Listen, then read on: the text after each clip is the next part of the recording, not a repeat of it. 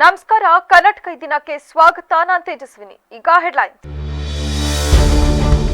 Neat 2026ರಲ್ಲಿ ಅಸಾಧಾರಣ ಸಾಧನೆ. ಆಕಾಶ್ ಸಂಸ್ಥೆಯ ವೈಜ್ಞಾನಿಕ ತರಬೇತಿಯೇ ಯಶಸ್ಸಿನ ಗುಟ್ಟು. ಹಾಸನ ಜಿಲ್ಲೆಗೆ ಕೀರ್ತಿ ತಂದ ನಮಿತ್ ಗೌಡ. ನೀಟ್ ಪ್ರಶ್ನೆ ಪತ್ರಿಕೆ ಸೋರಿಕೆ ವಿವಾದ. ಪ್ರಧಾನಿ ಮೋದಿ ನಿವಾಸದ ಮುಂದೆ ರಾಹುಲ್ ಪ್ರಿಯಾಂಕಾ ಗಾಂಧಿ ಧರಣಿ. ಸೂಕ್ತ ಕ್ರಮಕ್ಕೆ ಆಗ್ರಹ. ಜುಲೈ 25-26ರಂದು ಬಿಜೆಪಿ ಎಸ್ಐಆರ್ ಮಹಾಸಂಪರ್ಕ ಅಭಿಯಾನ. ರಾಜ್ಯಾದ್ಯಂತ 1 ಕೋಟಿ ಮನೆ ತಲುಪುವ ಗುರಿ. ಬಿವೈ ವಿಜೇಂದ್ರ ಹೇಳಿಕೆ. ನೀಟ್ ವಿವಾದ ಟೂಲ್ ಕಿಟ್ ರಾಜಕಾರಣ. ಸಂವಿಧಾನಬದ್ಧ ಸರ್ಕಾರವನ್ನು ಬುಡಮೇಲು ಮಾಡುವ ಸಂಚು. ಸಿಟಿ ರವಿ ವಾಗ್ದಾಳಿ.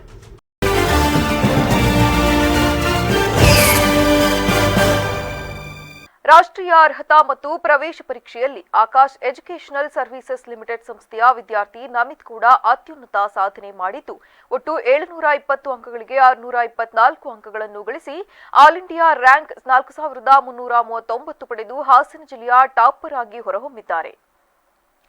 ಈ ಕುರಿತು ಮಾತನಾಡಿದ ಆಕಾಶ್ ಅಕಾಡೆಮಿಯ ಮುಖ್ಯಸ್ಥರಾದ ಶ್ರೀನಿವಾಸ್ ಅವರು, ವಿದ್ಯಾರ್ಥಿಗಳಲ್ಲಿ ಆತ್ಮವಿಶ್ವಾಸ ಹೆಚ್ಚಿಸುವ ಉದ್ದೇಶದಿಂದ ನಾವು ನಿರಂತರ ಪರೀಕ್ಷೆಗಳು, ವಿಷಯವಾರು ಆಳವಾದ ವಿಶ್ಲೇಷಣೆ, ವೈಯಕ್ತಿಕ ಮಾರ್ಗದರ್ಶನ ಹಾಗೂ ಅಖಿಲ ಭಾರತ ಮಟ್ಟದ ಮಾದರಿ ಪರೀಕ್ಷೆಗಳನ್ನು ನಡೆಸುತ್ತೇವೆ.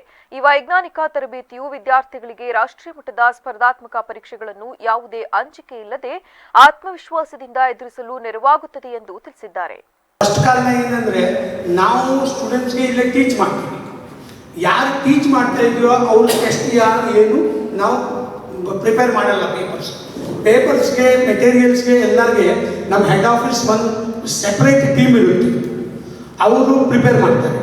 ಅದರಲ್ಲಿ ಏನಾಗುತ್ತೆ, ಟೀಚರ್ಸ್ಗೆ ಸ್ಟೂಡೆಂಟ್ಸ್ಗೆ ಎಲ್ಲ ಒಂದೇ ಟೈಮಲ್ಲಿ ಟೆಸ್ಟ್ ಆಗುತ್ತೆ. First thing. ಸೆಕೆಂಡ್ ಥಿಂಗ್ ಏನಂದರೆ, ಸ್ಟೂಡೆಂಟ್ಸ್ ಯಾರು ನಮ್ಮ ಹತ್ರ ಟೆಸ್ಟ್ ಬರೀತಾ ಇದೆಯೋ, ಟಾಪಿಕ್ ತಗೋತಾ ಇದೆಯೋ, ಅವರೆಲ್ಲರಿಗೆ ಪ್ಯಾನ್ ಇಂಡಿಯಾ ಒಂದೇ ಇರುತ್ತೆ, ಲೋಕಲ್ ಥರ ಇರಲ್ಲ. ನಮ್ಮ ಹೆಡ್ ಆಫೀಸ್ ಏನಂದರೆ, ನಮ್ಮ ಅಕಾಡೆಮಿಕ್ ಟೀಮ್ ಹೆಡ್ ಆಫೀಸ್ದು ಅವ್ರು ಏನು ಸಿಲೆಬಸ್ ಕೊಡ್ತಾರೋ ಆ ಟೈಮ್. ಈ ವೇಳೆ ಮಾತನಾಡಿದ ವಿದ್ಯಾರ್ಥಿ ನಮಿತ್ ಗೌಡ, ಆಕಾಶ್ ಸಂಸ್ಥೆಯ ಶಿಕ್ಷಕರ ನಿರಂತರ ಮಾರ್ಗದರ್ಶನ, ಕಾಲಕಾಲಕ್ಕೆ ನಡೆಸಿದ ಮಾಕ್ ಟೆಸ್ಟ್ಗಳು, ಡೌಟ್ ಕ್ಲಿಯರಿಂಗ್ ಸೆಷನ್ಗಳು ಹಾಗೂ ನನ್ನ ಸ್ವಂತ ಪರಿಶ್ರಮದಿಂದ ಈ ಗುರಿ ತಲುಪಲು ಸಾಧ್ಯವಾಯಿತು. ಪ್ರತಿಯೊಂದು ವಿಷಯವನ್ನು ಸಂಪೂರ್ಣವಾಗಿ ಅರ್ಥ ಮಾಡಿಕೊಂಡ ನಂತರವೇ ಮುಂದಿನ ಹಂತಕ್ಕೆ ತೆರಳುತ್ತಿದ್ದೆ. ಮಾಕ್ ಟೆಸ್ಟ್ನಲ್ಲಿ ತಪ್ಪಿದ ಪ್ರಶ್ನೆಗಳನ್ನು ಮನೆಗೆ ತೆರಳಿ ಪುನಃ ಅಭ್ಯಾಸ ಮಾಡುತ್ತಿದ್ದೆ. ಕಠಿಣ ಪರಿಶ್ರಮ ಮತ್ತು ಸತತ ಅಭ್ಯಾಸವೇ ನನ್ನ ಯಶಸ್ಸಿನ ಗುಟ್ಟು. ಮುಂದಿನ ದಿನಗಳಲ್ಲಿ ನೀಟ್ ಬರೆಯುವ ವಿದ್ಯಾರ್ಥಿಗಳು ಏಕಾಗ್ರತೆ ಹಾಗೂ ಒಂದೇ ಗುರಿಯೊಂದಿಗೆ ಶ್ರಮಿಸಿದರೆ ಉತ್ತಮ ವೈದ್ಯಕೀಯ ಕಾಲೇಜಿನಲ್ಲಿ ಸೀಟು ಪಡೆಯಬಹುದೆಂದು ತಮ್ಮ ಅನುಭವ ಹಂಚಿಕೊಂಡಿದ್ದಾರೆ. ಆಕಾಶ್ ಇನ್ಸ್ಟಿಟ್ಯೂಟ್ ನನಗೆ ತುಂಬ ಹೆಲ್ಪ್ ಮಾಡಿದೆ ಈ ರ್ಯಾಂಕನ್ನು ಅಚೀವ್ ಮಾಡಲಿಕ್ಕೆ. Practice makes man perfect. ನನಗೆ ನೀವು ಎಷ್ಟು ಟೆಸ್ಟ್ ಬರ್ತೀರಾ ಅಷ್ಟೇ ನಿಮಗೆ ಒಳ್ಳೆ ರ್ಯಾಂಕ್ ಬರೋಕ್ಕೆ ಹೆಲ್ಪ್ ಆಗುತ್ತೆ. ನಾನು ನನ್ನ ಥಿಯರಿ ಪ್ರಿಪ್ರೇಷನ್, ಕ್ವಶನ್ ಪ್ರಾಕ್ಟೀಸ್ ಎಲ್ಲ ಇಲ್ಲೇ ಮಾಡಿದ್ದೇನೆ. ಅದಾದಮೇಲೆ ಲೆಕ್ಚರ್ಸ್ ಎಲ್ಲ ಕೇಳಿ ಮನೆಗೆ ಹೋಗಿ ಕ್ವಶನ್ಸ್ ಪ್ರಾಕ್ಟೀಸ್ ಮಾಡಿ, ಅದ್ರ ರಿಲೇಟೆಡ್ ಕ್ವಶನ್ಸ್ ಪ್ರಾಕ್ಟೀಸ್ ಮಾಡಿ ಅದರಲ್ಲಿ ಪರ್ಫೆಕ್ಟ್ ಆಗಿ ಮತ್ತೆ ನೆಕ್ಸ್ಟ್ ಟಾಪಿಕ್ ಹೋಗಿ ಅದ್ರ ಪ್ರಾಕ್ಟೀಸ್ ಮಾಡಿ ಟೆಸ್ಟ್ ಬರೀತಿದ್ದೀವಿ. ಆ ಟೆಸ್ಟಲ್ಲಿ ಏನಾರ ಟಾಪಿಕ್ ನಾನು ಮಿಸ್ ಮಾಡಿದರೆ, ಏನಾರ ಟಾಪಿಕಲ್ಲಿ ನನಗೆ ಮಾರ್ಕ್ಸ್ ಬರ್ತಿರಲಿಲ್ಲ ಅಂದರೆ, related to Akash institute as well as the biggest achievements in this most prestigious entrance examination.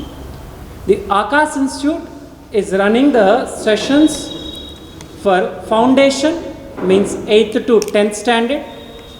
Next, medical aspirants for the NEET examination.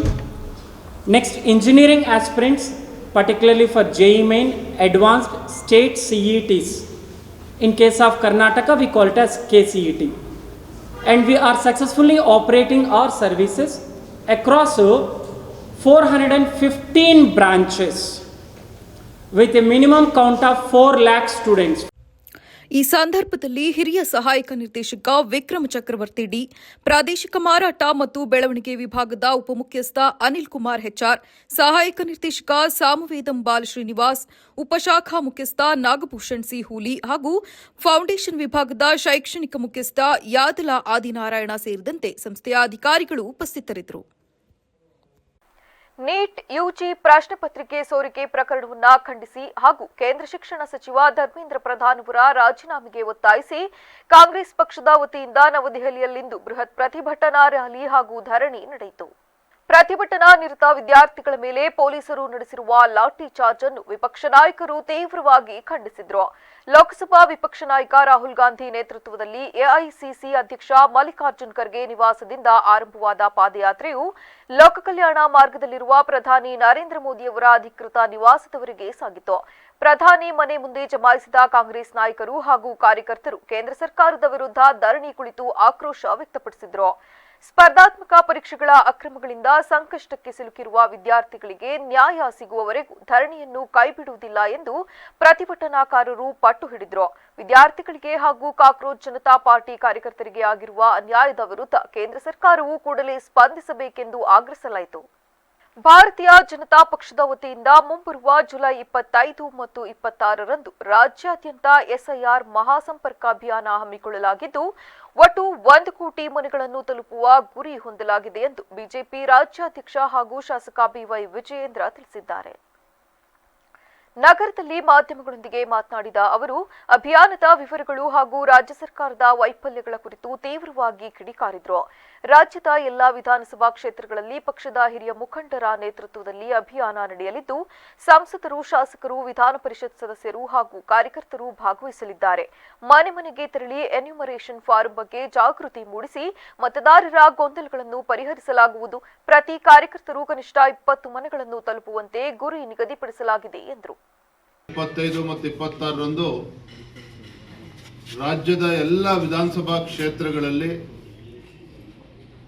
ನಮ್ಮ ಭಾಜಪದ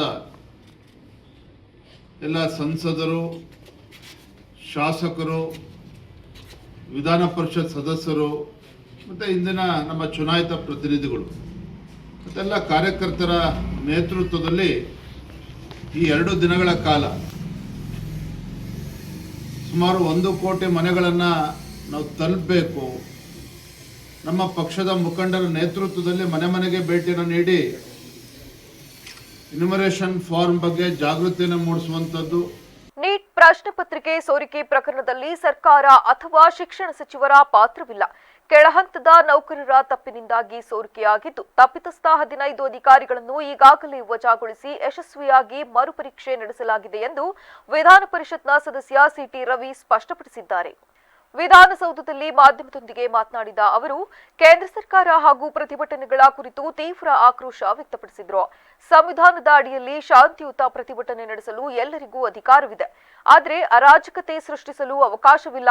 ಸಂಸತ್ತಿಗೆ ಮುತ್ತಿಗೆ ಹಾಕುವ ಕೆಲಸ ನಡೆದಿದ್ದು, ಪ್ರತಿಭಟನೆಯಲ್ಲಿ ತುಕಡೆ ಗ್ಯಾಂಗ್ನವರು ಕಾಣಿಸಿಕೊಂಡಿದ್ದಾರೆ. ಇವರಿಗೆ ಅಲ್ಲಿ ಏನು ಕೆಲಸ ಎಂದು ಸಿಟಿ ರವಿ ಪ್ರಶ್ನಿಸಿದರು.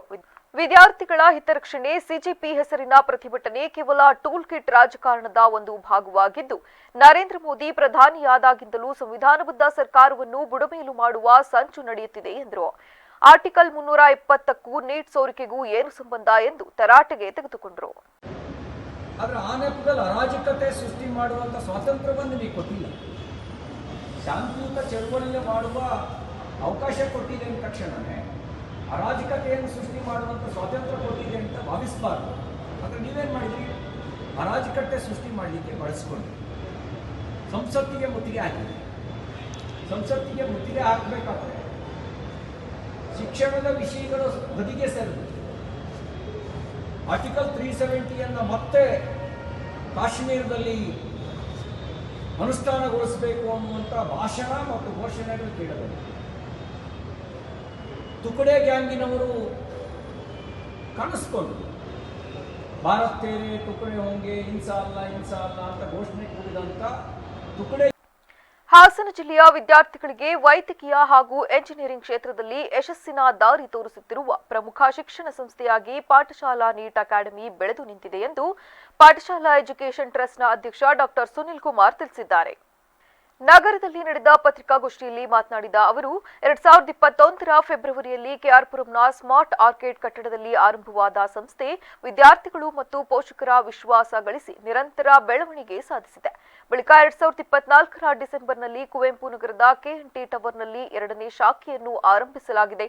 ಹಾಸನ ಜಿಲ್ಲೆಯ ವಿದ್ಯಾರ್ಥಿಗಳು ನೀಟ್ ಹಾಗೂ ಜೆಇಇ ಪರೀಕ್ಷೆಗಳಿಗೆ ಗುಣಮಟ್ಟದ ತರಬೇತಿ ಪಡೆಯಲು ಬೆಂಗಳೂರು, ಮಂಗಳೂರು ಮೊದಲಾದ ನಗರಗಳಿಗೆ ತೆರಳುವ ಅಗತ್ಯವಿಲ್ಲದಂತೆ ಸ್ಥಳೀಯ ಮಟ್ಟದಲ್ಲೇ ರಾಷ್ಟ್ರಮಟ್ಟದ ತರಬೇತಿ ನೀಡುವುದು ಸಂಸ್ಥೆಯ ಪ್ರಮುಖ ಉದ್ದೇಶವಾಗಿತ್ತು. ಆರಂಭದಲ್ಲಿ ವಿಶ್ವಾಸದ ಕೊರತೆ ಎದುರಾದರೂ ಗುಣಮಟ್ಟದ ಬೋಧನೆ ಮತ್ತು ಶಿಸ್ತಿನ ತರಬೇತಿಯಿಂದ ವಿದ್ಯಾರ್ಥಿಗಳ ಸಂಖ್ಯೆ ವರ್ಷದಿಂದ ವರ್ಷಕ್ಕೆ ಹೆಚ್ಚುತ್ತಾ ಬಂದಿದೆ ಎಂದು ಹರ್ಷ ವ್ಯಕ್ತಪಡಿಸಿದರು. ಸೊ ಇಲ್ಲಿರೋ ಮಕ್ಕಳಿಗೆ ಆ ಥರದ ಆಲ್ ಇಂಡಿಯಾ ಎಕ್ಸಾಮ್ಸ್ಗಳಿಗೆ ನಾವು ಪ್ರಿಪೇರ್ ಮಾಡಬೇಕು ಅನ್ನೋ ಏಕೈಕ ಉದ್ದೇಶದಿಂದ ನಾವು ಸಂಸ್ಥೆ ಸ್ಟಾರ್ಟ್ ಮಾಡ್ತೀವಿ. ಸೊ ಈ ಸಂಸ್ಥೆಯಲ್ಲಿ 5 ವರ್ಷದಲ್ಲಿ ಸುಮಾರು 90 ವಿದ್ಯಾರ್ಥಿಗಳು ಉಚಿತ MBBS ಸೀಟ್ ಪಡೆದಿರೋದು ಅಂತ ಹೆಮ್ಮೆಯಿಂದ ಹೇಳಲಿಕ್ಕೆ ಇಷ್ಟಪಡ್ತೀನಿ ನಾನು. ನಿಮಗೆಲ್ಲ ಗೊತ್ತಿರ್ಬೋದು, ನನ್ನ ತಾಲೂಕಲ್ಲಿ ಒಬ್ಬನಿಗೆ ಫ್ರೀ ಸೀಟ್ ತೊಗೊಳ್ಳೋದು ಕಷ್ಟ ಇದೆ, ಅಂಥ ಟಫ್ ಎಕ್ಸಾಮ್. ಅಂಥ ಸಂದರ್ಭದಲ್ಲಿ ನಾವು BA MSCಗೆ ಸುಮಾರು 80ಕ್ಕಿಂತ ಹೆಚ್ಚು ವಿದ್ಯಾರ್ಥಿಗಳು, ಸೊ ಈ ನಂಬರ್ಸ್ನ ನಾವು ಆಲ್ರೆಡಿ ಕೊಟ್ಟಿದ್ದೀವಿ. ಸೊ ಮೆಜಾರಿಟಿ ಮಕ್ಕಳು ಇಂಜಿನಿಯರಿಂಗ್ ಕಾಲೇಜ್ಗಳಲ್ಲಿ ಫ್ರೀ ಸೀಟ್ ತೊಗೊಂಡಿದ್ದಾರೆ, ಟಾಪ್ ಇಂಜಿನಿಯರಿಂಗ್ ಕಾಲೇಜಸ್ ಇಂಡಿಯಾದಲ್ಲಿ ಮತ್ತು ಕರ್ನಾಟಕದಲ್ಲಿ. ಸೊ ಮುಂದಿನ ದಿನಗಳಲ್ಲಿ ನಿಮ್ಮ ಸಹಕಾರ ನಾವು ಕೋರ್ತೀವಿ, ಏಕೆಂದರೆ ನಾವು ತುಂಬ ಜನಕ್ಕೆ ರೀಚ್ ಆಗಿಲ್ಲ. ಈ ವೇದಿಕೆ ಮೂಲಕ ದಯಮಾಡಿ ನೀವೆಲ್ಲರೂ ನಮ್ಮನ್ನು ಎಲ್ಲ ಕಡೆ ರೀಚ್ ಮಾಡಿಸ್ತೀರಾ ಅನ್ನೋ ಒಂದೇ ಒಂದು ಉದ್ದೇಶ. ಪತ್ರಿಕಾಗೋಷ್ಠಿಯಲ್ಲಿ ಪಾಠಶಾಲಾ ಎಜುಕೇಷನ್ ಟ್ರಸ್ಟ್ನ ಕಾರ್ಯದರ್ಶಿ ಮಂಜುನಾಥ್ JS, ಪಾಠಶಾಲಾ ನೀಟ್ ಅಕಾಡೆಮಿಯ ವ್ಯವಸ್ಥಾಪಕರಾದ ಕೌಶಿಕ್ ಹಾಗೂ ತೇಜಸ್ ಉಪಸ್ಥಿತರಿದ್ದರು. ಗಾಯಕಿ ಎಸ್ ಜಾನಕಿ ಹಾಗೂ ಮಾಜಿ ಪ್ರಧಾನಮಂತ್ರಿ HD ದೇವೇಗೌಡರ ಧರ್ಮಪತ್ನಿ ಚೆನ್ನಮ್ಮ ಅವರ ನಿಧನಕ್ಕೆ ವಿವಿಧ ಸಂಘಟನೆಗಳ ಮುಖಂಡರು ತೀವ್ರ ಸಂತಾಪ ಸೂಚಿಸಿದ್ದಾರೆ. ಹಾಡುಗಳ ಮೂಲಕವೇ ಗಾನಕೋಗಿಲೆ ಪ್ರಶಸ್ತಿ ಪಡೆದು ಅತಿ ಹೆಚ್ಚು ಭಾಷೆಗಳಲ್ಲಿ ತಮ್ಮ ಸುಮಧುರ ಕಂಠದಿಂದ ಕನ್ನಡಿಗರಷ್ಟೇ ಅಲ್ಲದೆ ಕೋಟ್ಯಾಂತರ ಸಂಗೀತ ಪ್ರಿಯರನ್ನು ರಂಜಿಸಿದ್ದ ಗಾಯಕಿಯನ್ನು ಕಳೆದುಕೊಂಡಿರುವುದು ಸಂಗೀತ ಲೋಕಕ್ಕೆ ಹಾಗೂ ನಮ್ಮೆಲ್ಲರಿಗೂ ತುಂಬಲಾರದ ನಷ್ಟ ಹಾಗೂ ತೀವ್ರ ದುಃಖದ ವಿಚಾರವಾಗಿದೆ ಎಂದು ಮುಖಂಡರು ಸ್ಮರಿಸಿದರು. ಅದೇ ರೀತಿ ನಮ್ಮದೇ ಜಿಲ್ಲೆಯವರಾದ ಮಾಜಿ ಪ್ರಧಾನಮಂತ್ರಿಗಳಾದ HD ದೇವೇಗೌಡರ ಧರ್ಮಪತ್ನಿ ಚೆನ್ನಮ್ಮ ಅವರು ನಮ್ಮನ್ನು ಅಗಲಿದ್ದಾರೆ. ಇವರ ನಿಸ್ವಾರ್ಥ ಸೇವೆ ಎಷ್ಟೇ ವರ್ಣಿಸಿದರೂ ಸಾಲದು. ಮನೆಗೆ ಬಂದ ಪ್ರತಿಯೊಬ್ಬರನ್ನು ಪ್ರೀತಿಯಿಂದ ಮಾತನಾಡಿಸಿ ಸಾಂತ್ವನ ಹೇಳಿ ತಮ್ಮ ಕೈಲಾದ ಸಹಾಯ ಮಾಡುತ್ತಿದ್ದ ಮಹಾನ್ ಮಹಿಳೆ ಅವರು. ಎಂದಿಗೂ ರಾಜಕೀಯ ವಿಷಯಗಳಲ್ಲಿ ನೇರವಾಗಿ ಪ್ರವೇಶ ಮಾಡದೆ ಹಸಿದವರಿಗೆ ಅನ್ನ ನೀಡಿ ದಣಿದು ಬಂದವರಿಗೆ ಸಹಕಾರ ನೀಡುವುದೇ ಅವರ ದೊಡ್ಡ ಗುಣವಾಗಿತ್ತು ಎಂದರು. ನಾನು ಕೂಡ ಅಲ್ಲಿ ಪಾಲ್ಗೊಂಡು ಇದೇ ಬಂದೆ. ಚನ್ನಪಟ್ಟಣದ ಸುಮಾರು ಜನ ಪರಿಚಯದ ಕಾರ್ಯಕ್ರಮದಲ್ಲಿ ನಾನು ನೋಡಿದ್ವಿ. ಎಷ್ಟು ಜನ ಇದ್ದಾರೆ ಮುಖ್ಯ ಅಲ್ಲ, ನಾವು ಎಂತ ಮೇಧ ವ್ಯಕ್ತಿತ್ವದ ಜನರಿಗೆ, ಈ ದೇಶಕ್ಕಾಗಿ ನಾಡಿಗಾಗಿ ದುಡಿದವರಿಗೆ ನಾವು ಸ್ಮರಣೆಯನ್ನು ಮಾಡೋದು ಅತಿ ಮುಖ್ಯ. ಹಾಗಾಗಿ ಜಾನಕಮ್ಮನವರು ನಮ್ಮನ್ನು ಅಗಲಿ ಇವತ್ತಿಗೆ ಸುಮಾರು 9 ದಿನ ಆಗಿದೆ. ಮಳವಳ್ಳಿ ತಾಲೂಕಿನಲ್ಲಿ ಭ್ರಷ್ಟಾಚಾರ ನಡೆದಿದ್ರೆ ಬಹಿರಂಗವಾಗಿ ಚರ್ಚ್ಗೆ ಬನ್ನಿ ಎಂದು ಬ್ಲಾಕ್ ಕಾಂಗ್ರೆಸ್ ಅಧ್ಯಕ್ಷ CP ರಾಜು ಮಾಜಿ ಶಾಸಕ ಅನ್ನದಾನಿಗೆ ಸವಾಲು ಎಸೆದಿದ್ದಾರೆ.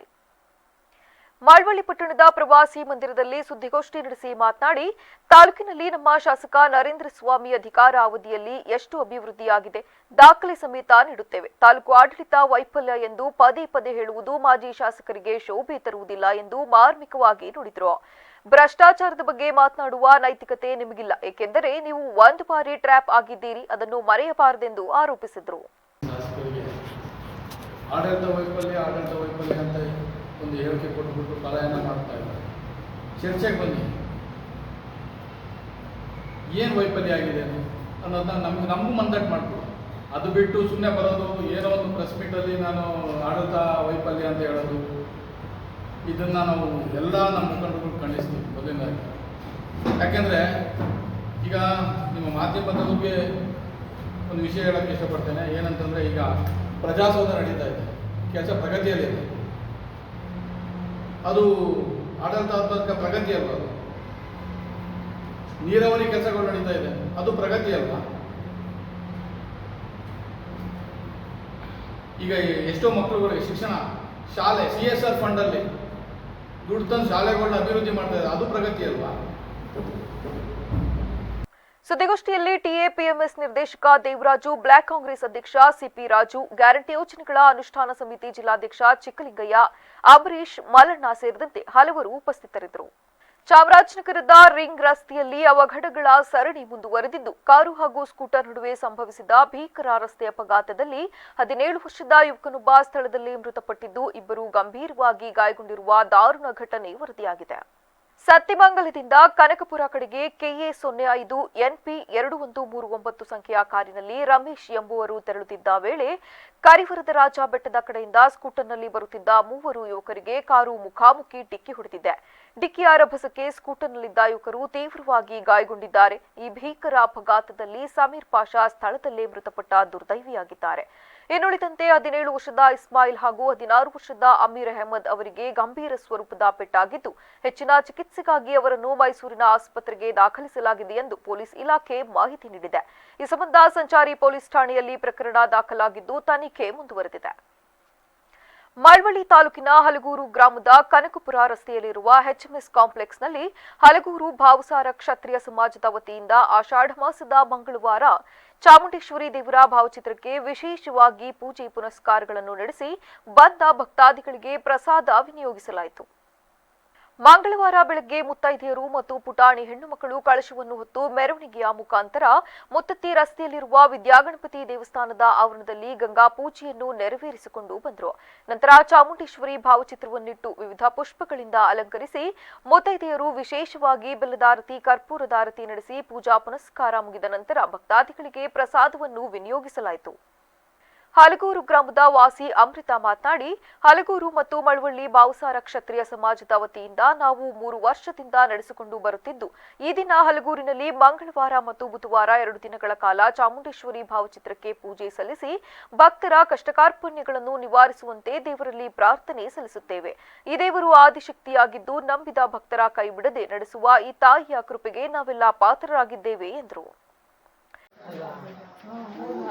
ಹಲಗೂರು ಮತ್ತು ಮಳವಳ್ಳಿಯ ಭಾವಸಾರ ಕ್ಷತ್ರಿಯ ಸಮಾಜದಿಂದ ಇದು 3ನೇ ವರ್ಷ ನಡೆಯುತ್ತಿರುವ ಆಷಾಢ ಅಮ್ಮನವರ ಪೂಜೆಯಾಗಿದ್ದು, ಚಾಮುಂಡೇಶ್ವರಿ ತ್ರಿಪುರಾಂಬಾ ದೇವಿಯನ್ನು ನಾವು ಪ್ರತಿಷ್ಠಾಪಿಸುತ್ತಿರುವ ಕಾರಣದಿಂದಾಗಿ ಇಲ್ಲಿ 2 ದಿನಗಳ ಅನ್ನ ಸಂತರ್ಪಣೆ ಏರ್ಪಡಿಸಲಾಗಿದೆ. ಭಕ್ತಾದಿಗಳು ಹೆಚ್ಚಿನ ಸಂಖ್ಯೆಯಲ್ಲಿ ಭಾಗವಹಿಸಿ ಈ ಕಾರ್ಯಕ್ರಮವನ್ನು ಯಶಸ್ವಿಗೊಳಿಸಬೇಕಾಗಿ ಕೋರಿಕೊಳ್ಳುತ್ತೇವೆ.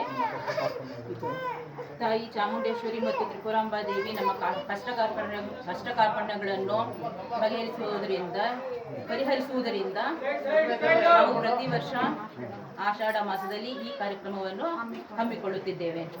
ಈ ಸಂದರ್ಭದಲ್ಲಿ ಹಲಗೂರು ಮತ್ತು ಮಳವಳ್ಳಿ ಭಾವಸಾರ ಕ್ಷತ್ರಿಯ ಸಮಾಜದ ಅಧ್ಯಕ್ಷರು ಮತ್ತು ಸರ್ವ ಸದಸ್ಯರು ಉಪಸ್ಥಿತರಿದ್ದರು. ನೀಟ್ ಪರೀಕ್ಷೆ ಅಕ್ರಮ ಹಾಗೂ ಪ್ರಶ್ನೆ ಪತ್ರಿಕೆ ಸೋರಿಕೆ ಖಂಡಿಸಿ ದೆಹಲಿಯಲ್ಲಿ ವಿದ್ಯಾರ್ಥಿಗಳು ಮತ್ತು ಯುವಕರು ನಡೆಸುತ್ತಿದ್ದ ಶಾಂತಿಯುತ ಪ್ರತಿಭಟನೆಯ ಧ್ವನಿಯನ್ನು ಅಡಗಿಸಲು ಕೇಂದ್ರ ಸರ್ಕಾರ ಯತ್ನಿಸುತ್ತಿದೆ ಎಂದು ಆರೋಪಿಸಿರುವ ಕಾಂಗ್ರೆಸ್ ಪಕ್ಷ ಪ್ರಧಾನಿ ನರೇಂದ್ರ ಮೋದಿ ಹಾಗೂ ಕೇಂದ್ರ ಶಿಕ್ಷಣ ಸಚಿವ ಧರ್ಮೇಂದ್ರ ಪ್ರಧಾನ್ ಅವರ ರಾಜೀನಾಮೆಗೆ ಬಲವಾಗಿ ಆಗ್ರಹಿಸಿದೆ.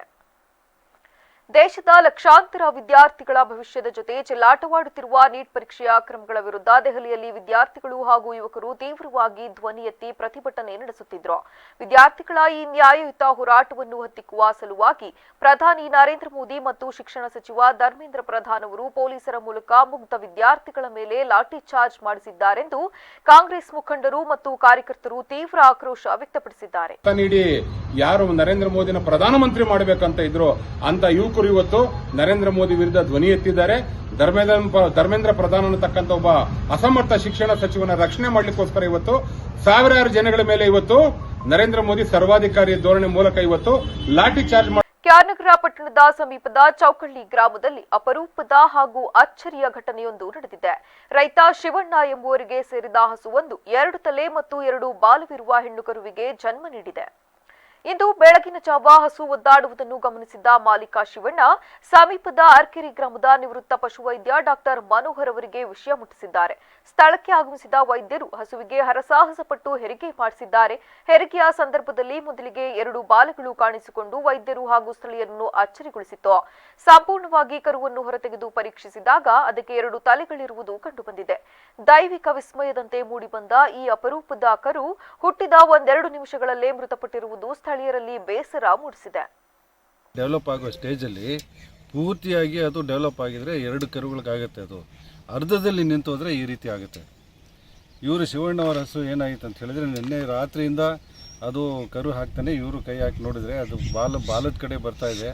ನನಗೆ ಹಿಂದಿನ ಕಾಲು ಸಿಗ್ತಾಯಿಲ್ಲ ಅಂತ ಹೇಳ್ಬಿಟ್ಟು ಬೆಳಗ್ಗೆ ನನ್ನ ಹತ್ರ ಬಂದಿದ್ದರು. ನಾನು ಹೆಚ್ಚು ಕಡಿಮೆ ಇಲ್ಲಿ 40 ವರ್ಷದಿಂದ ಈ ಕಡೆ ಈ ರೀತಿ ಸೇವೆ ಸಲ್ಲಿಸ್ತಾ ಇದ್ದೀನಿ. ಬಂದು ನೋಡಿದಾಗ ನನಗೂ ಕಷ್ಟಪಟ್ಟು ಒಂದು ಸ್ವಲ್ಪ ಹಿಂದಿನ ಕಾಲು ಎಳೆದ್ವಿ ನಾವು.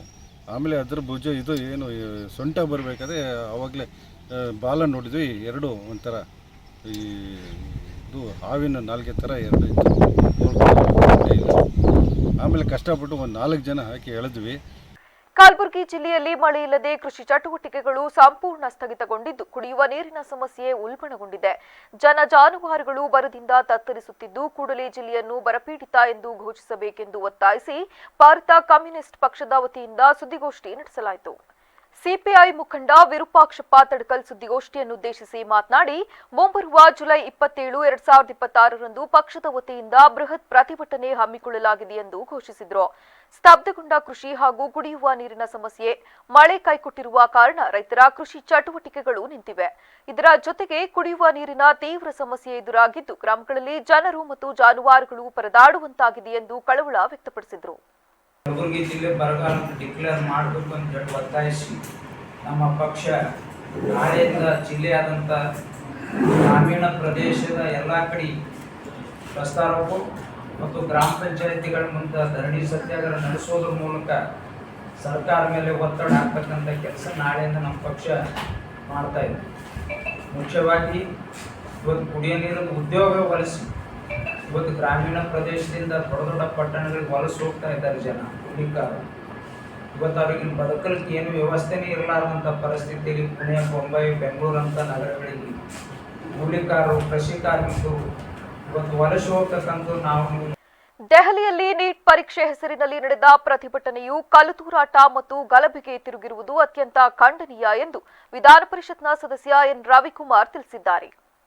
ಮಾಧ್ಯಮದೊಂದಿಗೆ ಮಾತನಾಡಿದ ಅವರು, ಪ್ರತಿಭಟನೆ ಮಾಡುವ ಹಕ್ಕು ಎಲ್ಲರಿಗೂ ಇದೆ, ಆದರೆ ಅರಾಜಕತೆಯನ್ನು ಸೃಷ್ಟಿಸುವುದನ್ನು ಸಹಿಸಲು ಸಾಧ್ಯವಿಲ್ಲ ಎಂದು ಸ್ಪಷ್ಟಪಡಿಸಿದರು.